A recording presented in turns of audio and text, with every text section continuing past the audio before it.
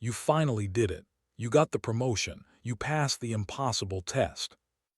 You launched the business you have been dreaming about for years. Everyone is smiling. They are congratulating you. They are telling you how much you deserve this moment. But inside your chest, there is a cold, sinking feeling, a deep, terrifying certainty that any second now, they are going to find out.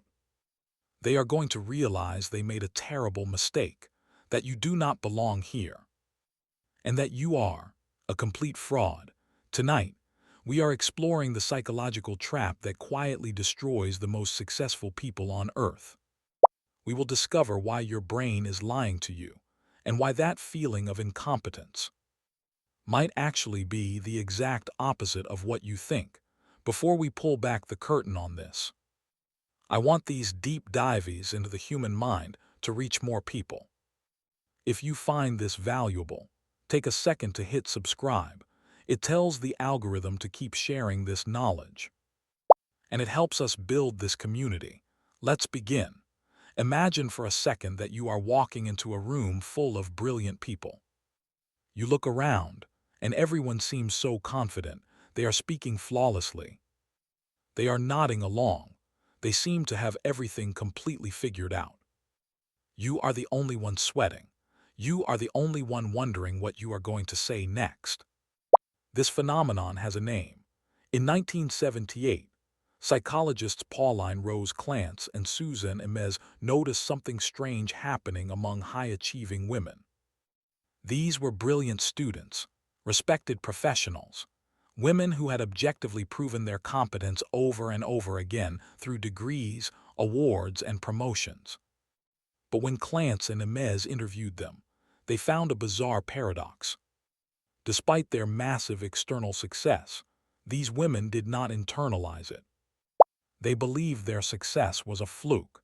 They attributed their achievements to luck, to being in the right place at the right time, or to simply tricking people into thinking they were smarter than they actually were.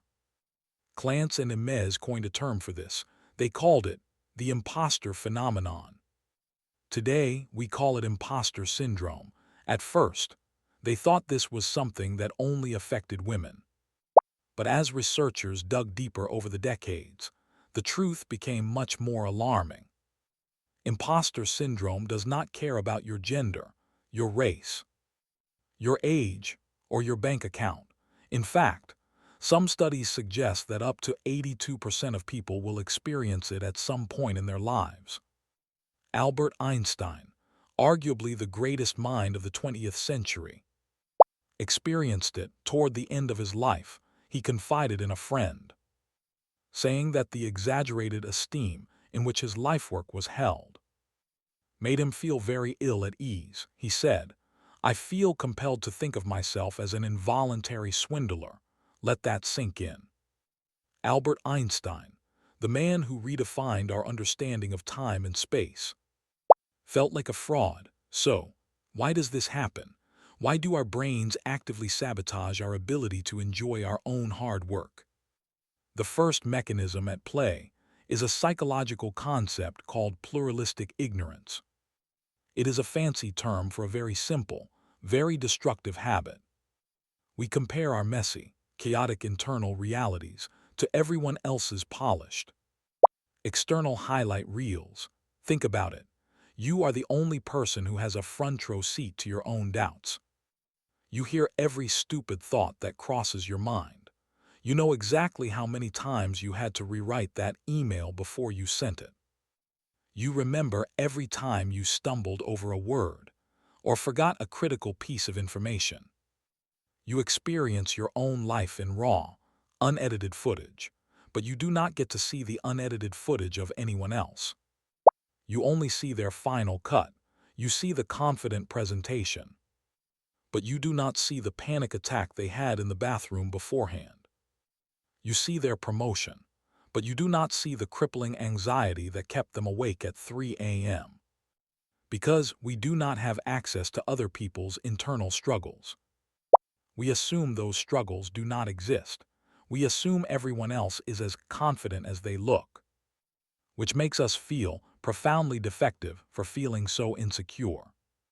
We are comparing our behind-the-scenes bloopers to everyone else's trailer. But pluralistic ignorance is only the beginning. The imposter syndrome is kept alive by a vicious cycle, fueled by two cognitive traps. The first trap is the cognitive discounting of positive evidence. When you have imposter syndrome, your brain becomes a highly efficient filter.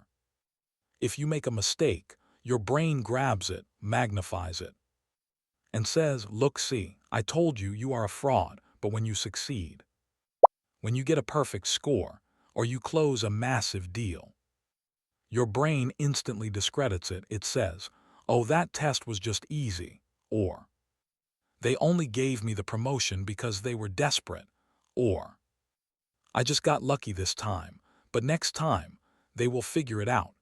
You are playing a game where the rules are rigged against you. Failure is absolute proof of your incompetence, but success is always dismissed as an anomaly. You literally cannot win in your own mind. The second trap is perfectionism. Many people with imposter syndrome are intense perfectionists. They set standards for themselves that are not just high, they are mathematically impossible. They demand absolute flawlessness on the very first try, when they inevitably fall short of perfection.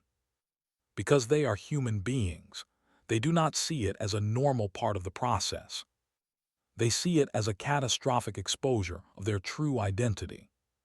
They think, if I were really smart, I would not have to work this hard. If I really belonged here, I would not struggle at all. This creates a terrifying loop. Because they feel like imposters, they overprepare. They work themselves to the point of exhaustion to make sure nobody discovers their secret. When they succeed, they attribute the success to the massive amount of effort, not to their inherent ability, and the fear remains. The next time they face a challenge, the anxiety is even worse, because the bar is now higher. And the fear of being exposed is even greater. It is an exhausting way to live. It is like running on a treadmill that keeps speeding up, and you are terrified that if you trip, the entire world will point and laugh. But there is a way out. There is a way to break the cycle, and it starts with a radical shift in perspective.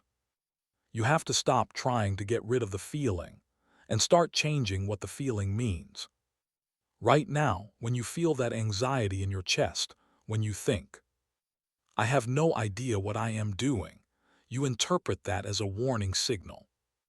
You interpret it as proof that you are an imposter.